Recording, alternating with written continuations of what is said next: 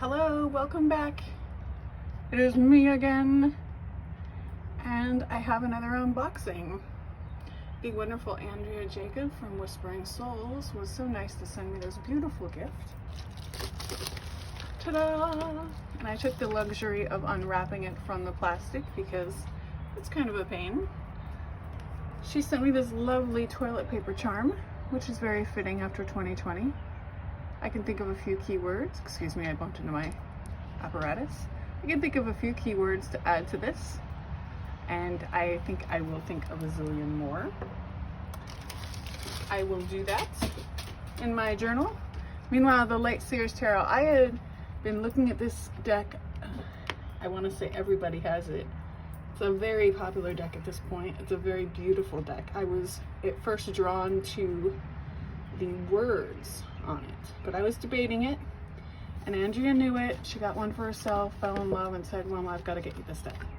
It comes with this lovely book, nice thick, and I love how it has affirmations for each card, not just the majors, but each and every card. The Ace of Cups, my heart is open and filled with love.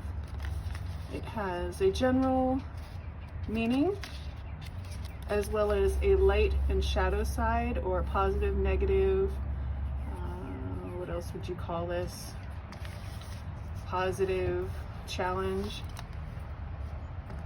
And then we can go through each card. There's probably a zillion one videos for these cards, but let's do another one. I love that this is a multicultural deck. It's not just a bunch of white people. I think of the Rider-Waite deck as the Santa Claus deck of the universe. And the other thing I like is the majors are in traditional numbers rather than Roman numerals, which is really nice for me. I am dyslexic and Roman numerals trip me up a little bit. So this will help me and makes it easier for me. You've got the Fool. I love this. Reminds me of Amethyst. I haven't read the book yet or anything, but Amethyst is a wonderful stone to start a journey with. The Magician. The High Priestess. Beautiful. Sorry. I love this Empress card because she's not only pregnant, but she's pregnant with the world. I think it's a beautiful representation. The way Chris Ann did these representations, I think, does justice to the traditional meanings of tarot. I love it when a deck brings out nuances from a traditional deck that I don't generally think of, and then I can use that and flip through all the decks in my mind as I'm doing a reading, whether I'm using that deck or not. Just another note on the King. He's holding the chess piece of the King here. The Hierophant and the Staircase of Wisdom. The Lovers, I love those locks. The Chariot, you have the dark and the light side. You can see there's movement. Strength, I love the Lamb for the gentleness plus the courage there. The Hermit, gorgeous. This brings about a lot of feeling for me. The Wheel. Justice. I love the reflection that she has there. The Hanged Man, new perspective. And I love the Odin's runes are in here because in one of the stories, the Hanged Man is about Odin sacrificing himself to spy the runes. This is probably one of my favorite cards, or my favorite card in the entire deck.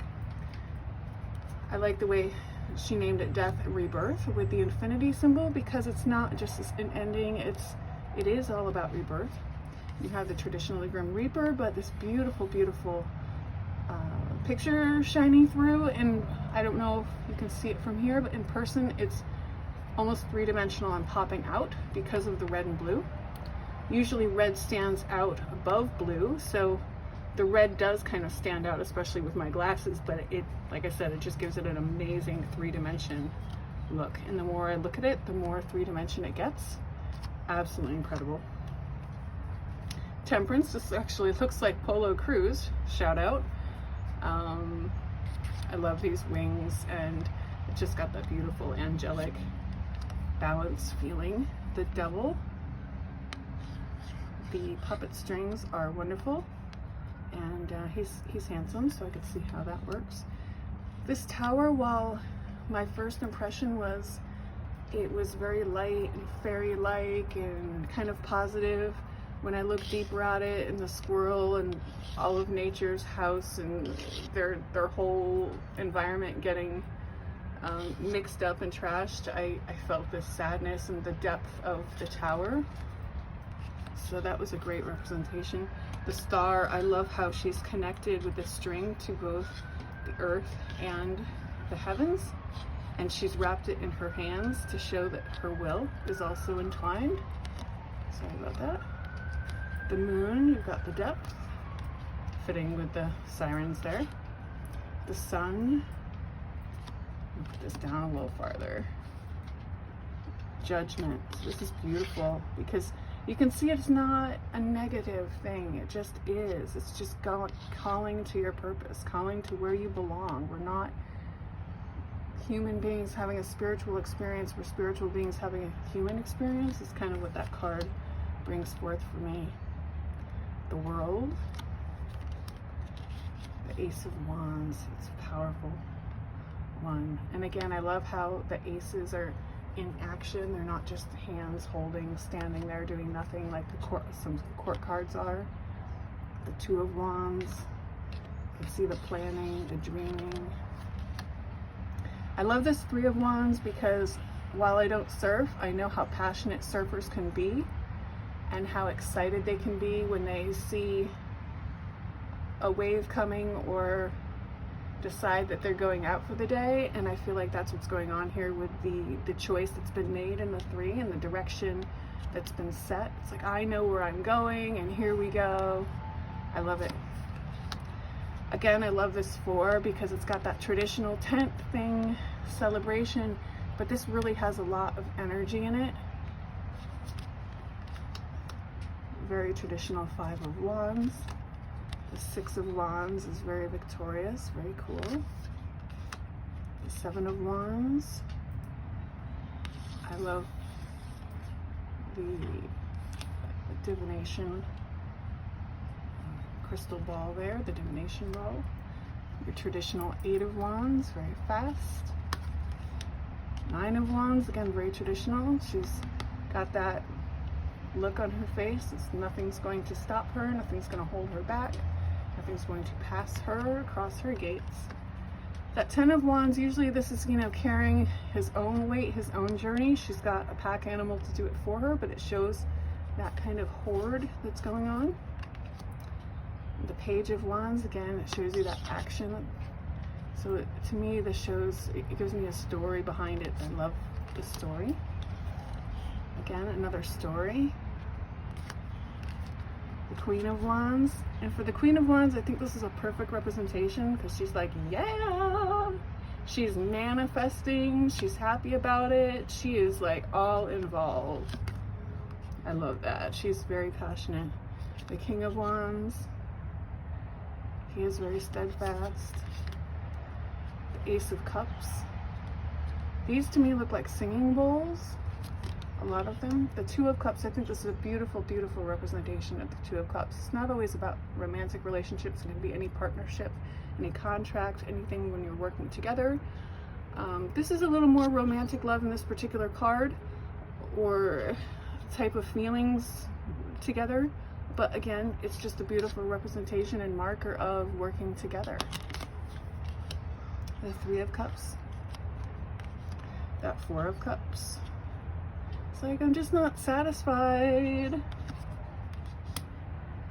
The Five, losing things, but you still have some stuff there. This is a beautiful representation of the Six. That Friendship. And you have the Seven. I look at this and it's like, where's my ball? The Eight of Cups, walking away. Again, you have these reflections. And you can see the reflections in the bowls as they're sinking in the water.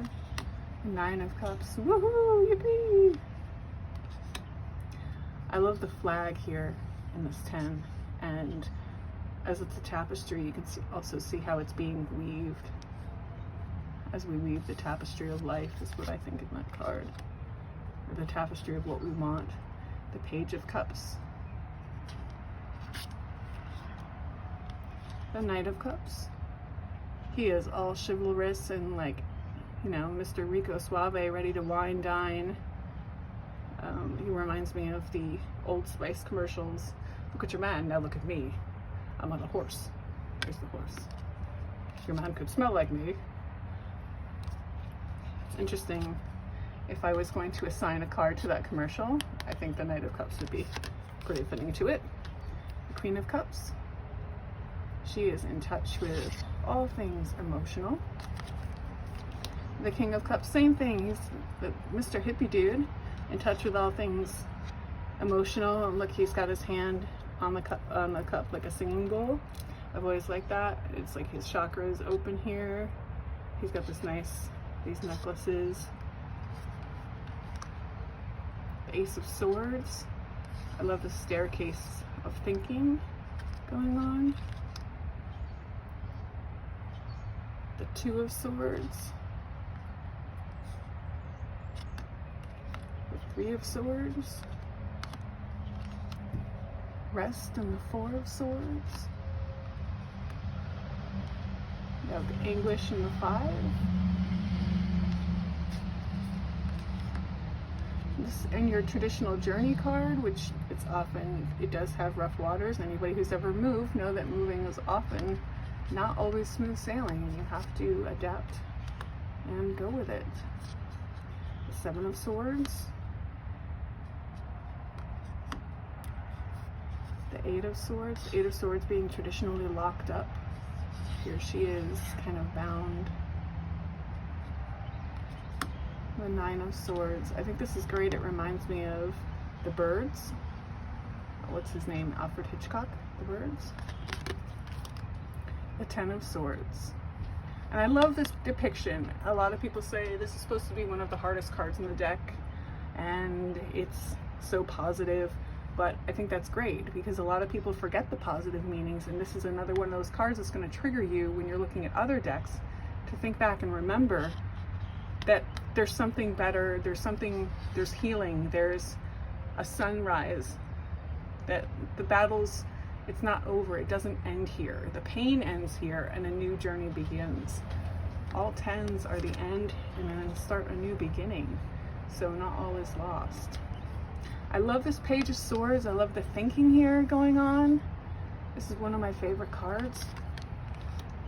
We've got the impulsivity in the Knight of Swords here. The Queen of Swords, you can see she's badass. The King of Swords, another man I wouldn't cross, but I would want on my side. The Ace of Swords, I can see the seed and the roots, which is the grounding and the balance and the pentacles. I'm sorry, did I say Ace of Pentacles? Two of Pentacles here. And I love this because it shows that you can't keep this balance up forever. And the working Three of Pentacles. The Four of Pentacles, she's really holding on to that change purse. And the Sorrow and the Five, where we see our desperation, but the key is right there, so there is an opportunity to get out. The Six of Pentacles.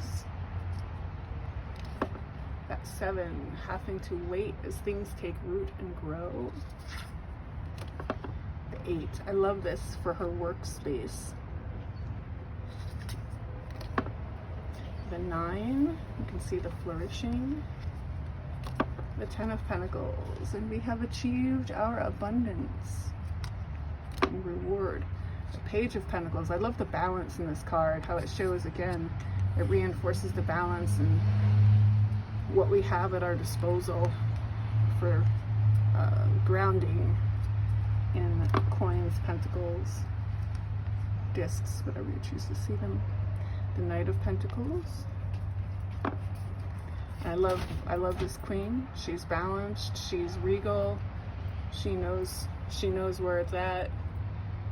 She's very solid, grounded. And again, this king is very grounded. Both the King of Pentacles and the King of Swords are people that I would definitely go to for advice. He's really cool. And that is the end of our deck. So thank you for joining me for this walkthrough. These do shuffle and move like butter. The cardstock reminds me of Housewives Tarot, but they slide better. The Housewives right out of the box for me stuck a little bit. And tip, take a deep breath. If you do have a deck that's slipping a little bit or needs a little cleaning, throw it in a big Ziploc bag with some talc powder, cornstarch, or flour, you know, anything like that. You can throw it in there, jiggle it up a little bit. It's not going to hurt your cards. It will help take the grease off if there's any grease on it. And then you take it out of the bag and you one by one take a nice cloth, a linen cloth to your cards, wipe them off front and back, put them in a pile to make a bond with your cards, and they will slip so much easier. And it's also a great way to get little silicone, gum, pieces of dirt like that, grease off of your cards. But these slip and move like shuffle like butter. It's great. The backs are beautiful. They match the box. They're a little greener than teal on the back. And they absolutely go fabulous with this particular reading cloth that I have that I absolutely love. This reading cloth is by Karen Dalton Smith, Tea with Karen. It's available on her Etsy store. You can search Tea with Karen. It's also in the link below. The Light Seers Tarot is available in most major booksellers, Amazon, etc. It was listed at $24.99 US dollars. So I can't wait to use this. See you next time.